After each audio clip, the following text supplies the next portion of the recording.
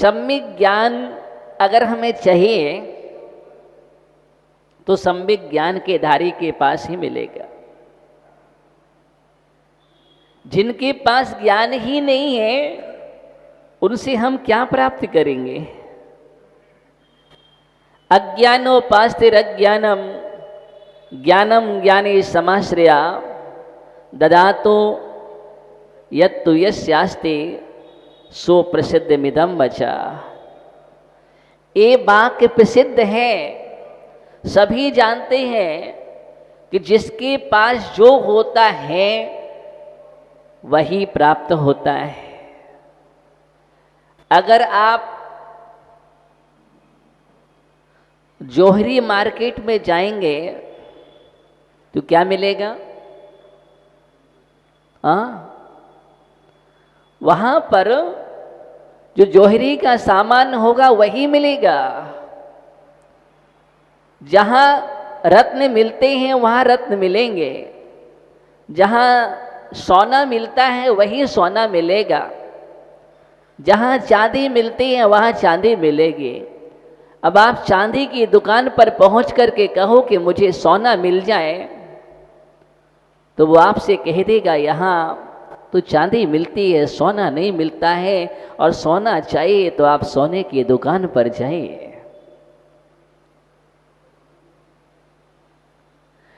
तो जहां जो होता है हमें वही पहुंच करके वह प्राप्त होता है। जैसे हम मंदिर आते हैं, वीतराग भगवान की अर्चना करते हैं, क्योंकि वीतरागी के पास आएंगे तभी वीतरागता मिलेगी मुझे। हम रागियों के पास जाएंगे तो हमें वीतरागता नहीं मिलेगी, वहाँ पर राग ही मिलेगा। संसारियों के पास जाओगे तो संसार मिलेगा, और सन्यासियों के पास जाओगे तो सन्यास की चर्चा मिलेगी। असंयमियों के पास असंयम मिलता है और संयमियों के पास जाने से संयम मिलता है। अगर हमें अपने व्यक्तित्व को अच्छा बनाना है, हमें श्रेष्ठ चारित्रवान बनना है, तो हमें चारित्रधारियों की संगति करना ही आवश्यक है। और चारित्रधारियों के पास बैठना, उनकी संगत में रहना, चारित्र के प्रति बहुमान होना और चारित्र धारण करने की भावना निरंतर होना, तब कहीं जाकर के हमारा चारित्र निर्मल होगा और एक दिन हम महान चारित्र को प्राप्त करके अपने जीवन में जो यथाख्यात परम चारित्र है उसको प्राप्त कर लेंगे। और चारित्र के बिना कोई भगवान नहीं बनता है, ये बात तो सत्य है। बिना चारित्र के आज तक कोई परमात्मा नहीं बना है। इसलिए आवश्यकता है चारित्रधारी के पास बैठ करके अपने जीवन में चारित्र की भावना करना। तो जब हम बहुशुद्ध ज्ञानधारी के पास बैठते हैं तो दोनों भावना हमारे जीवन में होती हैं। एक तो हमें ज्ञान की प्राप्ति होती है और एक हमारा चारित्र विशुद्ध होता है, और चारित्र नहीं है तो चारित्र की प्राप्ति होती है। ये दोनों ही कार्य होते हैं। शुद्ध ज्ञान जीवन के लिए आवश्यक है। अवधि ज्ञान ना हो आवश्यक नहीं है, मना प्रज्ञान न हो आवश्यक नहीं है।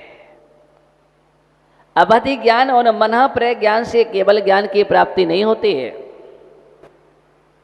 केवल ज्ञान की प्राप्ति शुद्ध ज्ञान से होती है। किससे होती है? शुद्ध ज्ञान से होती है। और शुद्ध ज्ञान कहाँ प्राप्त होगा? शुद्ध ज्ञान के धारी के पास। अगर हमें शुद्ध ज्ञान चाहिए और शुद्ध ज्ञान चाहिए तो जिनके पास है उनके पास जाकर के बैठो। ज्ञानियों के पास जाओगे तो ज्ञान मिलेगा, और अज्ञानियों के पास जाओगे तो अज्ञान मिलेगा। अज्ञानियों की उपासना अज्ञान देते हैं और ज्ञानियों की उपासना ज्ञान देते हैं। इसलिए सच्चा विवेक समझदार व्यक्ति वही कहलाता है जो निरंतर ही ज्ञानियों के पास बैठ कर के तत्व की चर्चा करता है। ज्ञान विकसित करने के लिए बैठना बहुत जरूरी है। तत्व ज्ञान करने की, तत्व ज्ञान पाना है तो हमेशा तत्व की चर्चा करो। ऐसा मत करो कि हम आलस बनकर के बैठे रहे। आलसी बनकर के बैठोगे तुम्हारे जीवन में तत्व ज्ञान की प्राप्ति नहीं हो सकती है। अगर हमें विद्या का अर्धन चाहिए तो विद्या उसी को प्राप्त होती है जो विद्या का अर्थी हो। जो विद्या नहीं चाहता है वो अपने जीवन में कभी भी विद्या को प्राप्त नहीं कर सकता है। इस बात को हम ध्यान में रख कर के चले। तो आचार्य भगवान यही बतला रहे हैं, नारायण झाण सिद्धि झाड़ा तो सब कम निर्जनम निर्जर फलम मोक्षम नाड़भासम तदो कुज्जा। ज्ञान से ध्यान की सिद्धि होती है और ध्यान की सिद्धि से संपूर्ण कर्मों की निर्जना होती है। और जहाँ पर संपूर्ण कर्म निर्जना को प्राप्त हो जाते हैं वहाँ पर निर्वाण होता है। अगर हमें निर्वाण की यात्रा अपने जीवन में करनी है तो आवश्यकता सम्यक ज्ञान की है। बिना सम्यक ज्ञान के किसी का मोक्ष नहीं हो सकता है। इसलिए कहा गया है ज्ञान ध्यान तपो रखता, निरंतर ही ज्ञान ध्यान में तत्पर रहो। बिना ज्ञान के कोई भी श्रेणी पर आरूढ़ नहीं हो सकता है।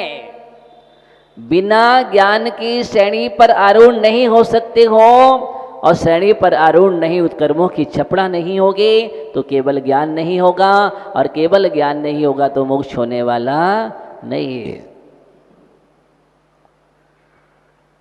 इसलिए साधु जन निरंतर ही स्वाध्याय करते हैं।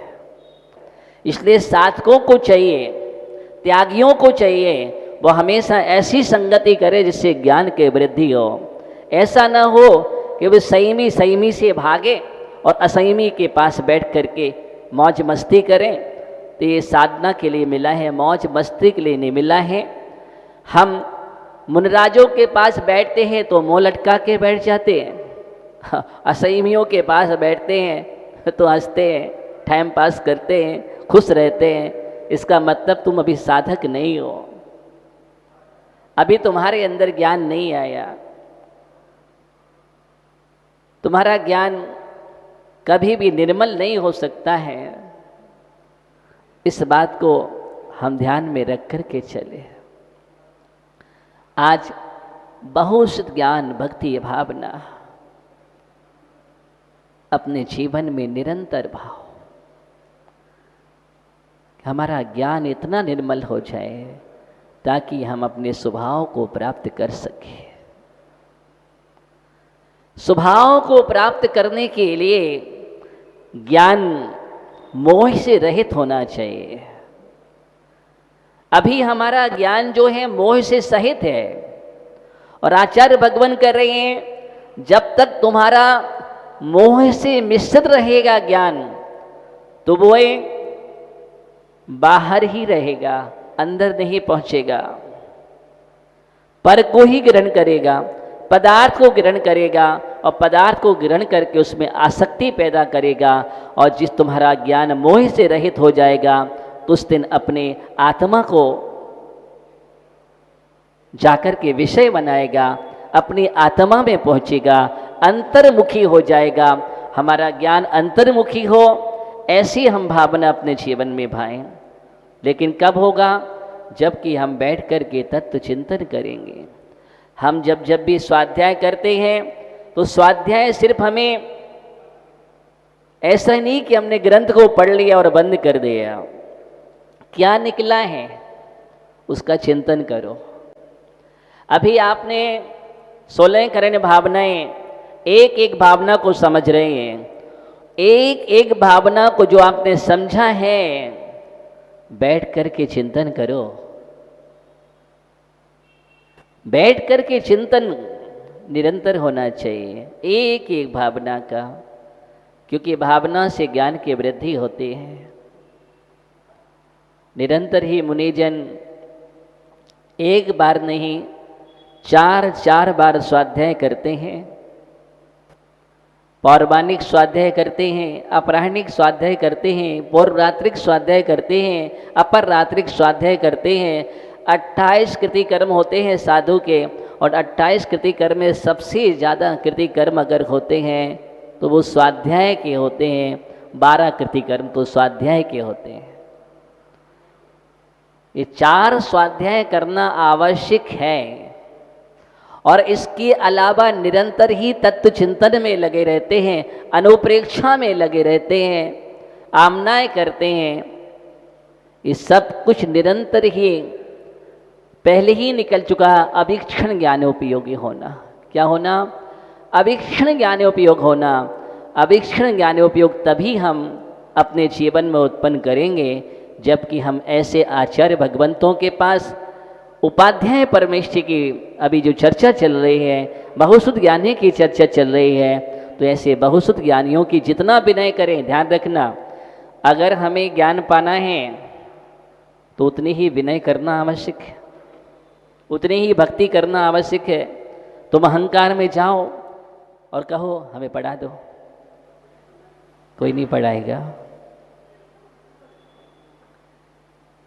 हाँ, हम आपसे ज्ञान प्राप्त करना चाहते हैं, लेकिन कब, कैसे, ये विधि पता नहीं है। बाल्टी भरना तो चाहते ही हैं, लेकिन बाल्टी कुएं में झुकना नहीं चाहते। तो क्या बाल्टी भर जाएगी पानी से? बर्तन भरना तो चाहता है, लेकिन नल की टोंटी के लिए नीचे नहीं आना चाहता, ऊपर बैठना चाहता है, और ऊपर बैठ कर के चाह रहा है कि मेरा बर्तन भर जाए। कभी भी हमारे जीवन में वो ज्ञान हमारे जीवन में प्राप्त नहीं हो सकता। जैसे वो बर्तन ऊपर बैठ कर के नहीं भरा जा सकता है, वैसे गुरुओं के पास अहंकार में बैठ कर के आप अपने अंदर रूपी बर्तन को, मस्तिष्क रूपी को या हृदय को ज्ञान से नहीं भर सकते हैं। हमें नम्र होना पड़ेगा, झुकना पड़ेगा। जितनी तुम भक्ति करोगे, जितना विनय भाव करोगे और जितना नम्रता पूर्वक व्यवहार करोगे, उतने तुम ज्ञान से भर जाओगे। और तुम जाओ, बैठो, आए तो थे हम, अब आप समय से नहीं आए, हम उठ के चले गए थे, अब क्या हम इंतजार करते रहेंगे आपका? ऐसे अहंकारी क्या ज्ञान प्राप्त कर पाएंगे? कभी नहीं। हमने आपसे बोला था, लेकिन आपको ध्यान कहाँ है? आपको पढ़ाने की फुर्सत ही नहीं है। ये क्या है? अवज्ञा है। इस प्रकार का वचन बोलना अवज्ञापूर्ण है, ये बहुमान नहीं है, ये आपने अवज्ञा कर दी। कभी ज्ञान प्राप्त नहीं होगा। अरे ज्ञान तो जरूरी नहीं कि शास्त्र खोल करके भी ज्ञान प्राप्त हो जाए, उनकी भक्ति करने से भी ज्ञान प्राप्त होता है। ऐसे होते हैं उनकी सेवा करते करते भी विद्या को प्राप्त कर लेते हैं, सेवा करते करते। लेकिन हम तो सिर पर बैठ करके प्राप्त करना चाहते हैं। आज्ञा में चलना नहीं है, अनुशासन से विहीन होना है, शिष्टाचार का कोई पालन नहीं है, अपनी मनमानी करना है। अब ऐसे लोग क्या जिनवाणी को पाएंगे? अरे जो हम शास्त्र पढ़ते हैं उसमें लिखा हुआ है कि हमें बहुसुत ज्ञानधारी की विनय करना चाहिए, उनकी सिद्ध भक्ति पूर्वक और शुद्ध भक्ति पूर्वक वंदना करना चाहिए। लेकिन हम तो सिद्ध शुद्ध भक्ति तो बहुत दूर की बात हो गई, हम तो गवासन से बैठ के उनके चरणों की वंदना भी नहीं कर पाते हैं। अब बतलाओ तुम्हारा ज्ञान कहाँ से प्राप्त होगा? आगम से विहीन हो आप। आगम में जो लिखा है उसकी आज्ञा मान नहीं, इसका मतलब तुम मिथ्या दृष्टि हो गए। कल क्या लिखा था? कल पढ़ रहे थे रेवती रानी की, उसमें क्या लिखा था कि उनकी आगम में कोई रुचि नहीं थी। आगम में जो लिखा है उस आज्ञा को नहीं पाल रहे, गुरु ने जो कहा उस आज्ञा को नहीं पाल रहे, इसलिए वो मिथ्या दृष्टि।